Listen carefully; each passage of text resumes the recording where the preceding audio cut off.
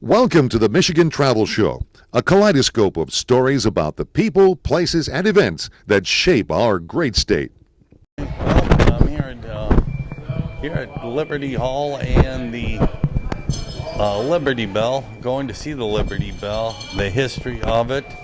It's the famous bell for the Revolution and American independence, but it got a crack in it. And they talk about how the crack happened in the 1840s and was never able to fix it. But anyway, it's still our symbol of freedom. And there, it's a little dark, but it says irreparably cracked. So it used to be outside, but now we're inside. And anyway, here it is. It's here in Pennsylvania. A sacred relic, a youthful symbol.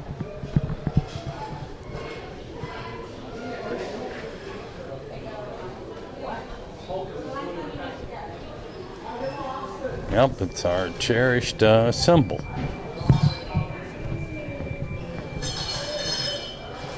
Huh, they got replicas back then, yeah.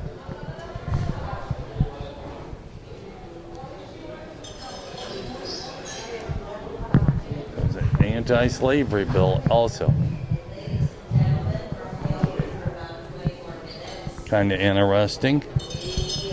Penn's fair city, calm and grave, hangs the old bell which rings no more, for freedom sleeps on freedom's shore.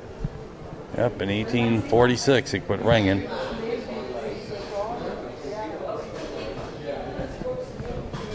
So also was to help to abolish slavery in the U.S. Kind of interesting.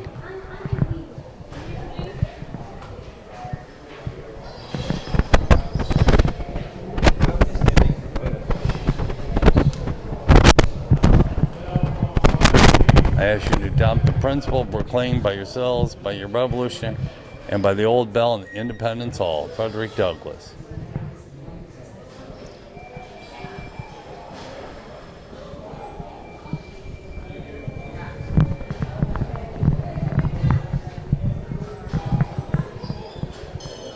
Used to take it on tour around the country to sell, bonds. Yep. The original announced the creation of democracy. The Women's Liberty Bell will announce the completion of democracy. Women got to vote. Pretty cool. Martin Luther King next to the bell. A lot of history with this bell, hard to believe.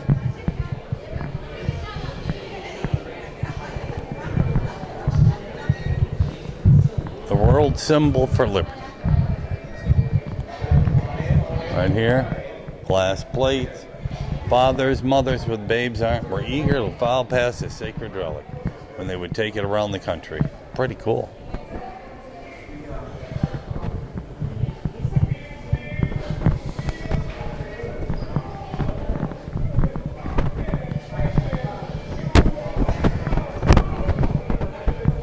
Symbol for freedom. Mahatma Gandhi next to it.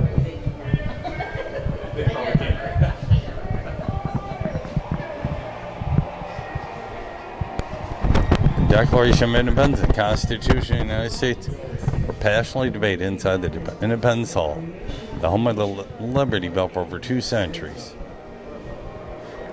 Why do people around? Because why does this silent bell resonate so directly with visitors from so many countries? Yep. Muhammad Gandhi, Nelson Mandela. Liberty Bell is a very significant symbol for the entire democratic world. As we stand at the Liberty Bell, Yeah. and contemplate the meaning of its profound message.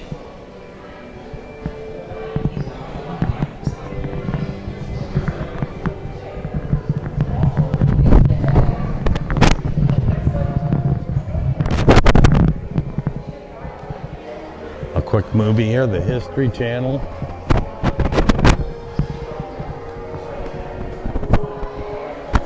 In 2001 it was moved inside.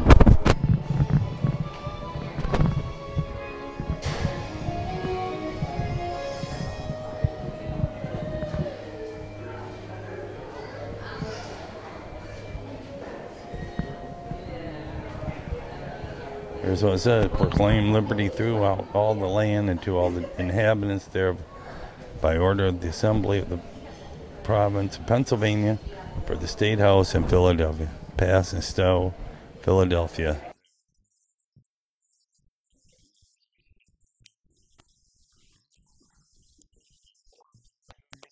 Is Liberty Hall across the street, so you get the beautiful view of it right there. So we'll go over and take a look at that here in a few minutes. And there's there it is.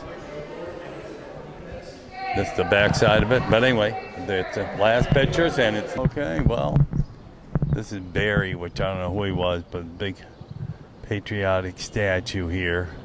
So that's kind of cool. And we'll go up here to Liberty Hall here.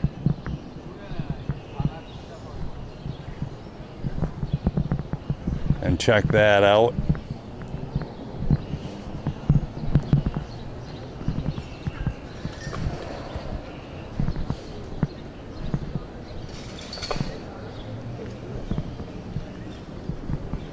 There it is, Liberty Hall. Right there, pretty cool. The statue where the Constitution was signed back in 1776, pretty cool. Now I found out who this statue is to. Commodore John Barry, U.S. Navy, father of the Navy of the United States. Born in Wexford, Ireland, 1740. Died in Philly, 1803. Presented to the city of Philip by the Friendly Sons of St. Patrick, 1907. But yeah, father of the Navy, John Barry. Pretty cool. Old buildings. They did a restoration project on this building years ago to make it look like pretty much of what it was back in 1775, 76 when the revolution happened, and it's pretty close, so pretty cool. Like I said, don't have time for it today, but there's other times. But I got to see the Liberty Bell, so that was pretty cool. Yep. Well, go see a few other things around here and see what it's all like. It's a beautiful day here in Philly, and checking out the sights after the big New Balance Championship.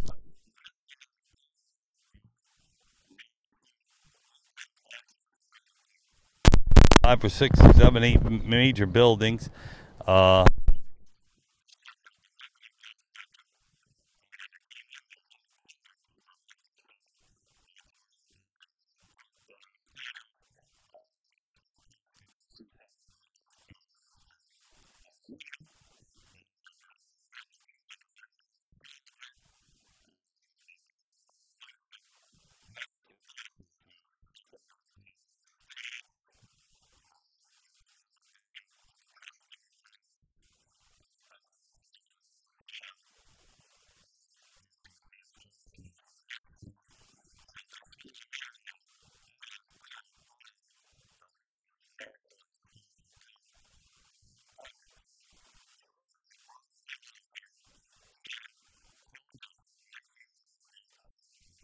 Here to Washington Square, obviously dedicated to George Washington, but he had William Penn had a plan for Philadelphia in its early days, and they named a lot of things after many famous people, and it's also the tomb of the unknown Revolutionary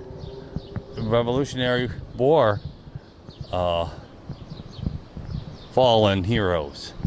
So anybody will walk down to it and check it out. Here's what it's all about. Washington is a 6.4 acre park, one of the original 5 squares laid out by William Penn, the original founder and mayor. And in this square, American Revolution, Washington Square served as a burial ground for over 2,000 Continental soldiers and British prisoners. It has remained as an open space public parkland since 1816. Pretty cool. Yeah. In memory of the American who during the war for Britain died prisoners of war in the jails of Philadelphia and were buried in this ground during the years of 77 and 1778, erected by the Quaker City Chapter Daughters of the American October 1900. It was a huge burial ground back in its day. It's a plaque here by William Penn. He had a plan for the city of Philadelphia to map everything out, make everything fairly square. And he had 5 public squares. This is one of them. This was the capital of the country as in 1776 until 1800, and they finally built Washington.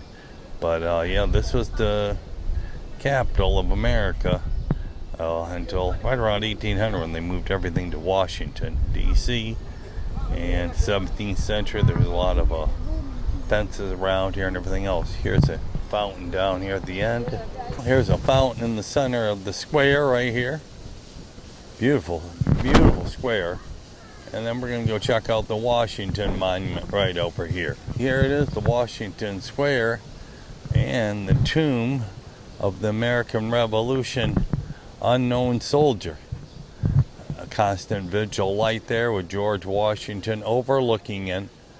But yes, George Washington, the flags during the American Revolution, the American flag, and like I said, all the flags during the Revolutionary time. So it's pretty cool.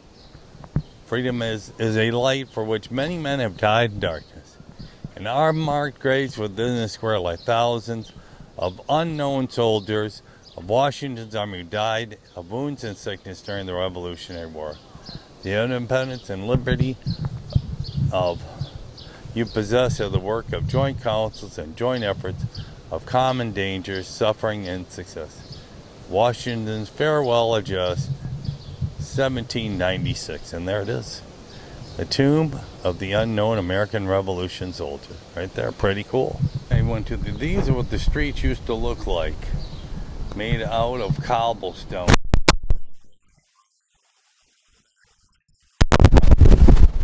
Just all kinds of stones laid down and became a road. Had to be some hard walking and pulling carriages along this, and hard on the horse's hoofs. Well, here's a statue of Robert Morris, patriot, statesman, and financier. I believe he started the Robert Morris Company, tobacco company, and Patriot signed the Declaration and came to the United States. And Willing and Morris Company traded throughout the world. Yep, got money for the Continental Army. He rescued the new nation financial ruin. He stabilized it by creating First National Bank, model for most of our modern bank. It's one of the U.S. senators from Pennsylvania, 89 to 95. He filled it temporary capital of the United States.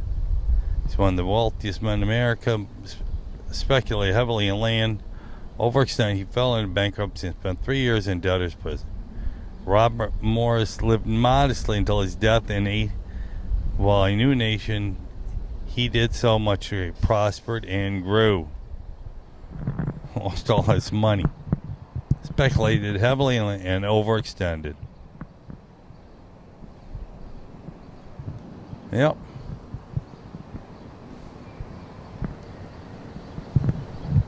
Well, one of our founding forefathers. And here's what one of the first banks of America looked like. Just a little info on the Benjamin Rush Garden. The place will showcase a bicentennial bell, a gift to the people of the United States from Great Britain, 1976. Surrounding the bell will be a new pathway, light, seating, and planting beds. The Rain and Benny Garden will be fully accessible via a ramp connecting the upper garden to the lower garden for all to enjoy. Right there. Cool. Here's the Merchants Exchange building, built in the 1800s, and once again doing some renovation work on that. But beautiful building, the cupola on top, and kind of cool, built under Greek revival architecture. Cool.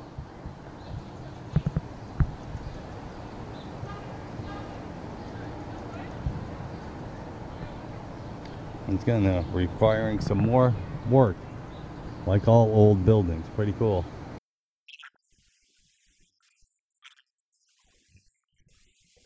Tavern in most of America. It started in 1773. They say it's still open, but I just checked.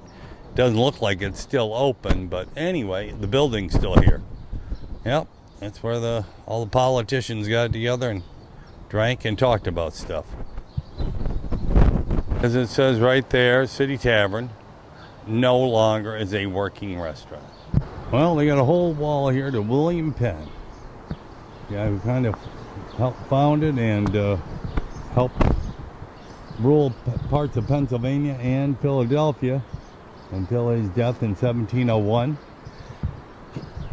Planted seed of freedom in some ways, but yes, William Penn, gentleman, son of an admiral, 1644 to 1701 when he passed away. But yep, pretty interesting, kind of cool. Here's a new development called Penn's Landing Park. Famous is still famous with things are still being built under his name. And there's a huge bridge over the Delaware River and parts of Philadelphia over there. And this is an interesting city as I'm just observing it. Here's still part of the whole the historical district. Pretty cool. This whole road here. This is cool. Okay, well, I'm going to go check out a few more things and go from there. The PFSD Theater. Interesting place, to say the least. Yep.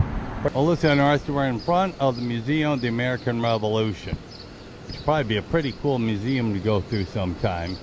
And right in front of it is George Washington crossing the Delaware Christmas Eve. So to catch the Brits off guard, that's kind of cool.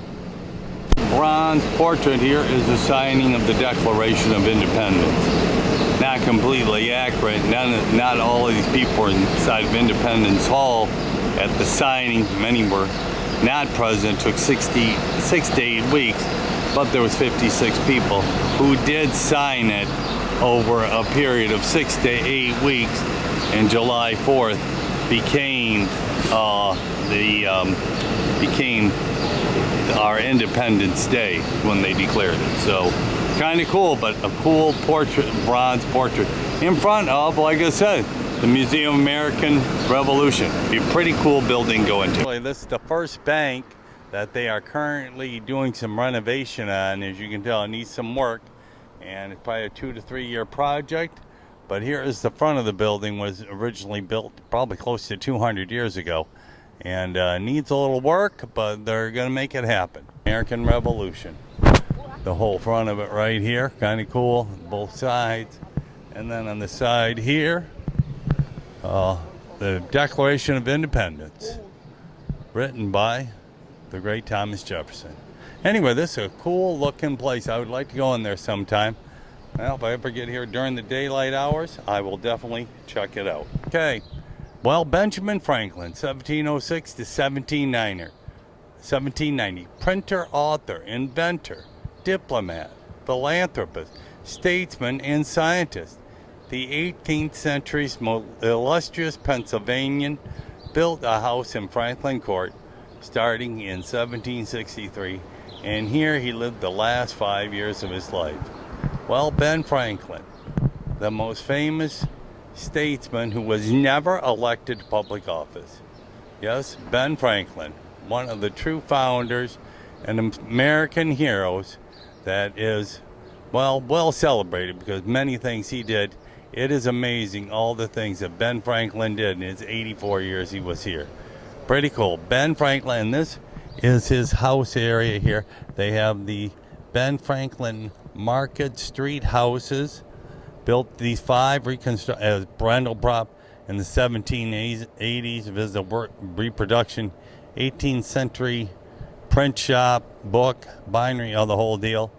And then right here, Ben Franklin, elegant 3-story home, once occupied the courtyard from 1765 to 1812. Today, 2 steel-frame ghost houses outline the site of Franklin's home and his grandson's printing office. View scopes, you see the surviving 18th century found.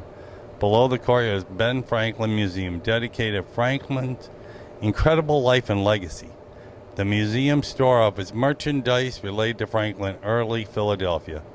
The Philadelphia Court Market Street houses feature a working printing shop, exhibit, and modern post office. Ben Franklin.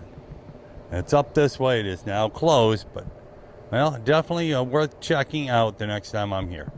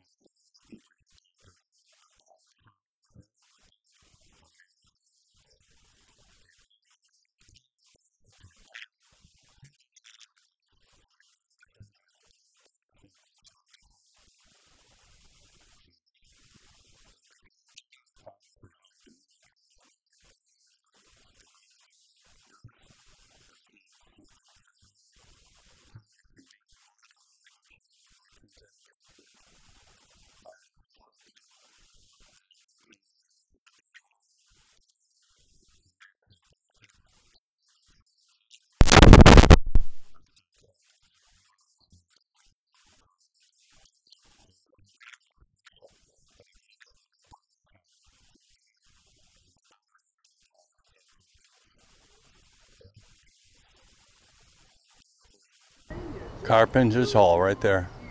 First Continental Congress right there. Pretty cool. So this is an interesting area because as I do remember running through here for the Philadelphia Marathon, there was a lot more buildings and the area was not a huge park like it is now. Now I find out that they took down some important large buildings to make this a historical park. And 3 major buildings right here are gone, and they were built in the 1800s, and they took them down probably in the 80s, 90s, and to make this preserved national historical site. Questionable thinking.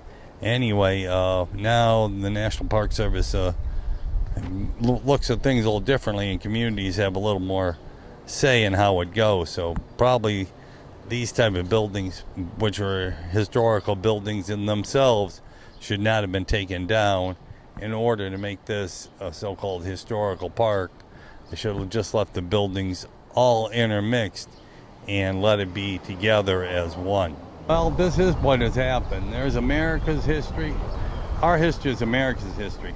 That's what it looked like in the 50s, Independence Mall. This is what it is now in 2023. That's what it looked in 1976.